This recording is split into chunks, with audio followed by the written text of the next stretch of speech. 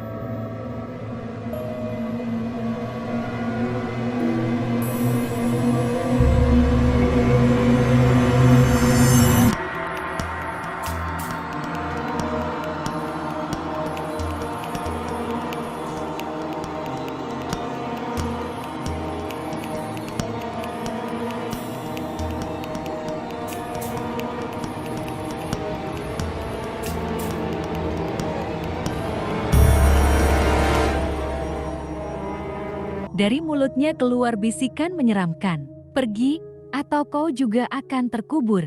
Seketika itu juga, seluruh loteng berguncang. Barang-barang tua jatuh dari rak. Debu memenuhi udara. Adi menarik tangan Bimo, berlari turun tanpa pikir panjang. Begitu mereka tiba di bawah, pintu depan rumah terbuka dengan sendirinya, memperlihatkan halaman yang kini diselimuti kabut tebal. Dan di ujung halaman, bayangan yang tadi berdiri di kuburan kini semakin dekat. Bayangan itu melangkah pelan, menyeret kaki seperti mayat hidup. Dengan suara mengerikan, dia menggumamkan satu kalimat yang membuat bulu kuduk mereka berdiri. Rahasia ini harus tetap terkubur. Adi dan Bimo berlari keluar rumah. Napas mereka memburu, tapi suara langkah bayangan itu terus mengikuti mereka. Tidak peduli seberapa jauh mereka berlari, desa itu seolah menelan mereka, membiarkan kegelapan semakin merayap. Dan di dalam kegelapan itu, Adi mulai mengingat sesuatu, sebuah kenangan masa kecil yang terkubur dalam sesuatu yang tidak pernah dia ceritakan kepada siapapun, sesuatu yang berhubungan dengan tanah kuburan di belakang rumahnya. Napas Adi dan Bimo masih memburu ketika mereka akhirnya menutup pintu rumah dengan keras. Guncangan yang tadi mereka rasakan di lotang masih membekas.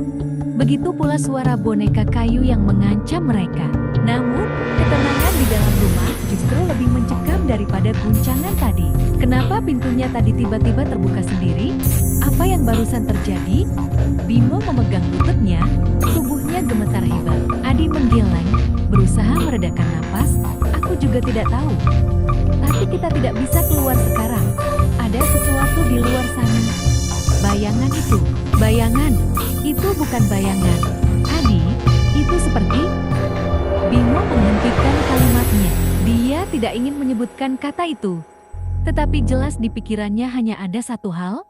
Makhluk dari dunia lain. Ruangan utama rumah itu terasa semakin sunyi. Suara deras napas mereka perlahan tergantikan oleh bunyi kecil, seperti tik-tik-tik tetesan air.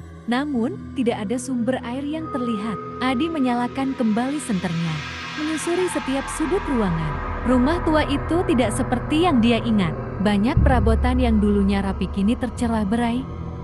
Wallpaper dinding terkelupas, memperlihatkan kayu yang mulai lapuk. Lantai kayu ditutupi debu tebal, kecuali di beberapa tempat yang tampak seperti bekas jejak kaki.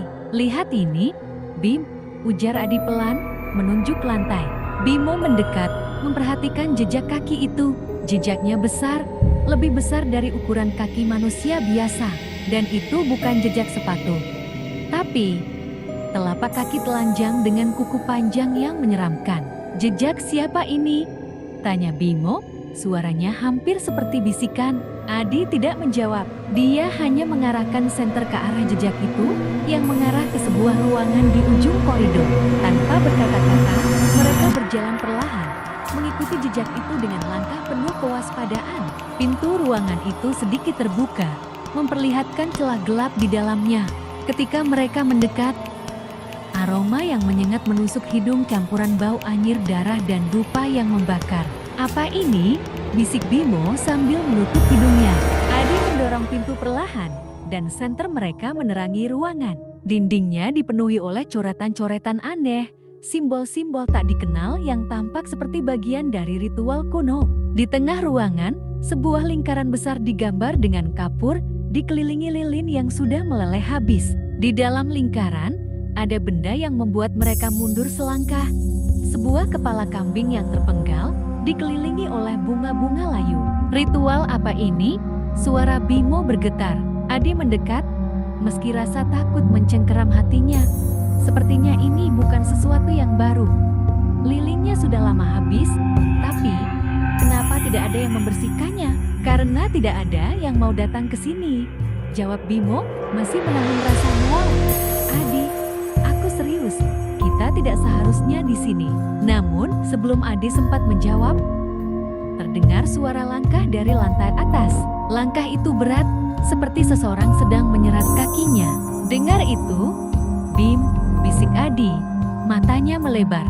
Tidak mungkin. Bukankah tadi kita sudah di loteng? Tidak ada siapa-siapa di sana. Adi menarik napas dalam-dalam. Aku akan cek. Jangan gila.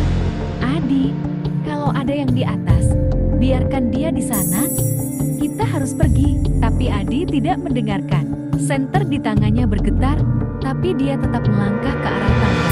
Langkahnya pelan, tapi langkah di atas semakin keras, seperti ingin menarik perhatian mereka. Namun, saat Adi menaruh kakinya di anak tangga pertama, suara langkah itu tiba-tiba berhenti. Bimo berdiri di belakang Adi. Tubuhnya kaku seperti patung. Kenapa berhenti? Bisiknya. Adi tidak menjawab, hanya mengarahkan senter ke atas. Tapi sesuatu yang jauh lebih aneh terjadi. Dari dinding-dinding rumah, mulai terdengar bisikan sama-sama seperti yang mereka dengar sebelumnya. Pulanglah, pulanglah. Bisikan itu terus mengulang, semakin lama semakin keras, hingga memenuhi ruangan seperti jeritan ribuan orang. Adi menjatuhkan senternya, dan dalam kegelapan itu, mereka melihat sesuatu bayangan besar di ujung tangga, berdiri diam dengan kepala yang terlalu besar untuk tubuhnya. Tok, tok, Toh, bayangan itu mulai mengetukkan sesuatu seperti tongkat kayu ke lantai. Dengan gerakan perlahan, dia mulai menuruni tangga. Setiap ketukannya seperti lonceng kematian. "Adi, aku tidak mau mati di sini," ujar Bimo sambil mundur. Tapi sebelum mereka bisa bergerak lebih jauh, bayangan itu berhenti di tengah tangga, dan dalam kegelapan, mereka melihat sesuatu yang mustahil. Wajah bayangan itu adalah kepala boneka kayu yang mereka temukan di loteng. Kepala itu tersenyum. Lalu, dengan suara parau yang menusuk jiwa, dia berkata, "Kalian sudah tahu terlalu banyak. Kalian harus tinggal." Lampu senter Adi tiba-tiba menyala kembali, tapi bayangan itu sudah lenyap. Rumah kembali sunyi, tapi mereka tahu sesuatu sedang mengawasi mereka dari setiap sudut gelap. Sunyi, hanya suara nafas Adi dan Bimo yang terdengar. Keduanya berdiri mematung di tengah ruangan, mencoba mencerna apa yang baru saja mereka lihat. "Adi, aku tidak mau ada di sini lagi, kita pergi saja. Sekarang juga," ujar Bimo, suaranya gemetar. "Tunggu," bisik Adi. Tatapannya tertuju ke arah tangga. Meski bayangan tadi sudah menghilang, dia merasa ada sesuatu yang masih mengintai mereka. Udara di sekitar terasa semakin berat, seperti ada yang menekan dada mereka. Bimo menarik lengan Adi dengan kasar. "Adi, aku serius. Tempat ini tidak aman. Kau lihat sendiri apa yang barusan terjadi." Adi menoleh dengan mata penuh keraguan. "Tapi aku tidak bisa meninggalkan tempat ini begitu saja. Ada yang tidak beres di rumah ini. Dan mungkin ada hubungannya denganku." "Apanya yang berhubungan? Ini jelas-jelas bukan urusan kita." Ini, sebelum Bimo menyelesaikan kalimatnya, terdengar bunyi keras dari kamar di ujung lorong. Pintu kamar itu terbuka dengan sendirinya, memperlihatkan gelap pekat di dalamnya. Mereka berdua saling pandang, wajah mereka sama-sama pucat. Namun, kali ini Adi tidak butuh waktu lama untuk melangkah menuju pintu itu. "Adi, kau mau kemana?" Bimo mencoba menariknya kembali, tapi Adi tetap melangkah maju. "Aku harus tahu. Tempat ini seperti memanggilku." "Memanggilmu?" "Adi, kau sudah tidak waras." Tapi Adi tidak peduli. Dia menyalakan senternya, melangkah perlahan ke dalam kamar. Dinding kamar itu penuh dengan retakan, dan bau lembab menyengat langsung memenuhi hidung mereka. Namun, ada sesuatu yang lebih mencolok. Sebuah lemari kayu besar yang tampak berbeda dari perabotan lain di ruangan itu. Lemari itu tertutup rapat, tapi di permukaannya ada ukiran simbol-simbol yang sama dengan yang mereka lihat di ruangan ritual tadi.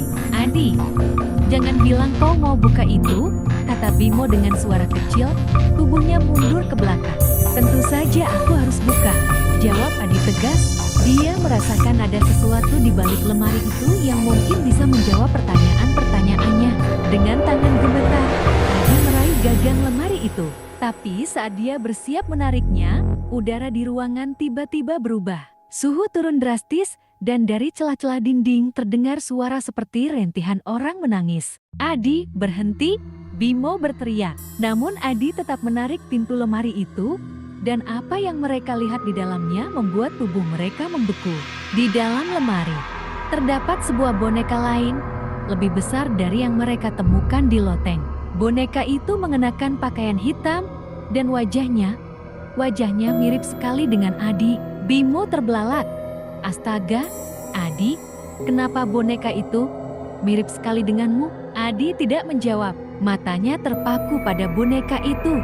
Di tangan boneka itu ada sebuah pisau kecil, dan di dadanya terdapat lubang besar seperti bekas tikaman yang menganga.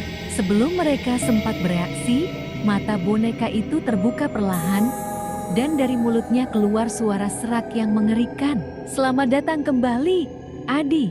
Sudah lama kami menunggumu."